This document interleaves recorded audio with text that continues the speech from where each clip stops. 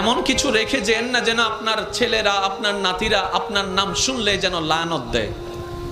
এটা জীবন নয়, এটা জীবন নয়, এটা জীবন নয়।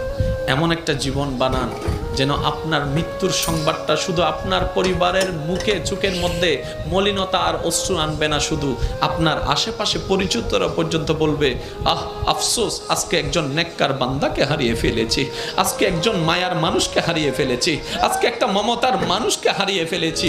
যেভাবে সিদ্দিকে আকবরের দুনিয়ার থেকে যাওয়ার পরে জগৎ কান্না করেছে, ফারুকে আজম যাওয়ার পরে জগৎ কান্না করেছে, ওসমান ও আলী যাওয়ার পরে জগৎ কান্না করেছে, ইমাম হোসেন কারবালায় শহীদ হওয়ার পরে 2005 সালে চট্টগ্রামের মানুষ পর্যন্ত কান্না করছে।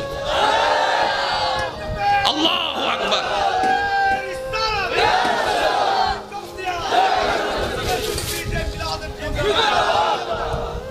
কে দিছে?